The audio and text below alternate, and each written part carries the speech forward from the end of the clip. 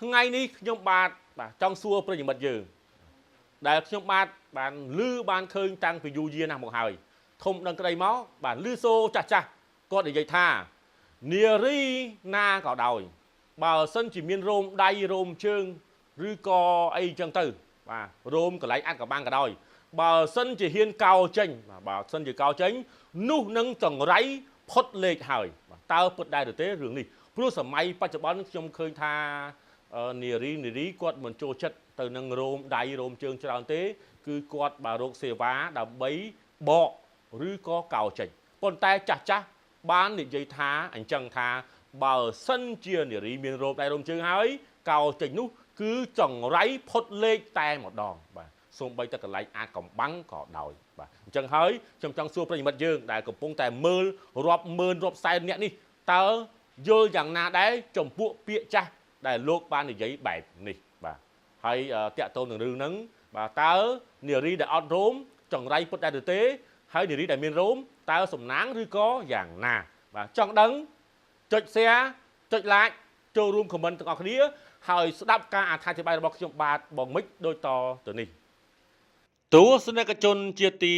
មេត្រីការកោកាត់ឬបករោមដៃរោមជើងនិងរោមកន្លែងអាចកំបាំងហាក់ដូចជារឿងធម្មតាទៅហើយសម្រាប់សម័យបច្ចុប្បន្ននេះនារីសម័យថ្មីជ្រើសរើសយកវិធីទាំងនេះដើម្បីធ្វើឲ្យខ្លួនមានផាសុខភាពនិងមានភាពស្រស់ស្អាតពេលស្លៀកឈុតសិចស៊ី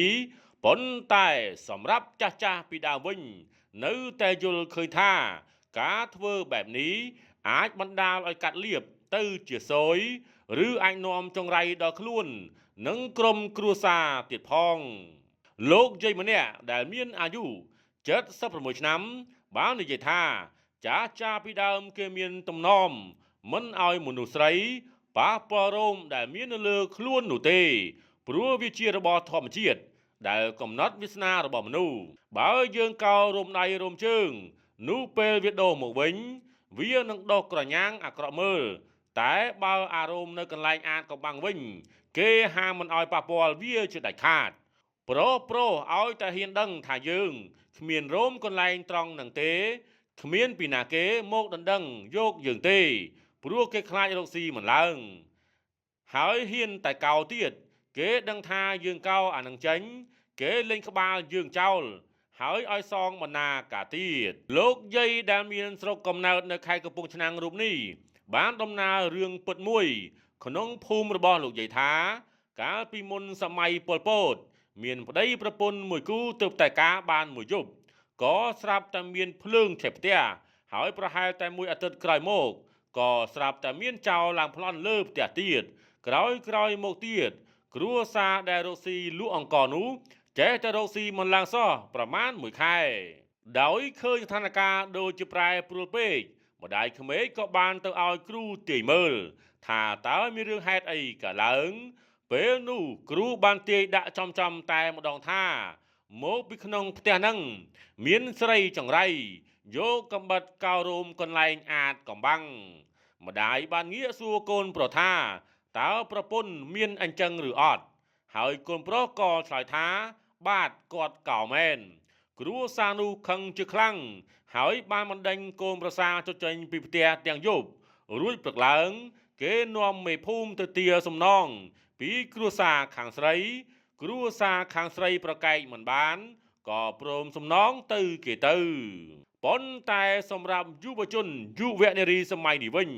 មិនបានភ័យខ្លាចចំពោះរឿងនេះឡើយ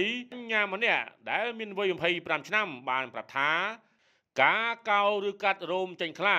វាជួយឲ្យយើងមានអនាម័យល្អទៅវិញទេចាស់ខ្មែរយើងគាត់ចេះតែប្រកាន់ច្រើនអញ្ចឹងហើយមិនមែនមានន័យថាយើងមិនជឿគាត់ទាំងស្រុងតែរឿងខ្លះវាដូចជាមិនសមហេតុផលជាពិសេសគឺរឿងគ្រូទាយនោះតែម្ដងចំពោះខ្ញុំយល់ថាអាកាត់អាកោរោមនឹងចេញខ្លាវាមិនសូវចាក់វាមិនសូវធ្វើឲ្យយើងមានអារម្មណ៍ស្រស់ស្អាប់ហើយវាក៏ស្រួលសម្អាតដែរសម្រាប់អ្នកឯកទេសផ្នែកកោឬបករោមនៅតាមហាងថែរក្សាសម្ផស្សនិងស្ប៉ាមួយចំនួនបានដឹងថាការធ្វើបែបនេះអាចជួយឲ្យសុខភាពនារីមានសុខភាពបន្តពូជល្អហ ហើយពេលរោមដុះមកវិញវានឹងដុះស្ដើងជាងមុនឬពេលខ្លះវាលែងដុះមកតែម្ដងដែលជួយឲ្យនារីមានជំនឿជឿជាក់ចង់ស្លៀកឈុតប៊ីគីនីឬពេលចង់ផ្គប់ផ្គុនចិត្តគូស្នេហ៍លើពីនេះការកោររោមចេញវានឹងធ្វើឲ្យស្បែករលោងគួរឲ្យចង់ស្ទាបអង្អែលបាទប្រិយមិត្តយើងយល់យ៉ាងណាដែរចំពោះបញ្ហានេះជាពិសេសសុភាពនារី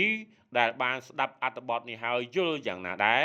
តើជឿចាស់ពីដើមឬក៏យ៉ាងណាសូមចូលរួមខមមិនខាងក្រោមវីដេអូនេះបានបើចង់ដឹងថាចាំមើលតើសុភាពនារីយើងប្រមាណអ្នកដែលគ្រប់គ្រងសម័យបច្ចុប្បន្នហើយនឹងនារីយើងណាខ្លះដែលគ្រប់គ្រងចាស់ពីដើមគាត់និយាយបាទហើយសូមអរគុណដល់ប្រិយមិត្តយើងដែលបានជួយ share វីដេអូមួយនេះផងដែរ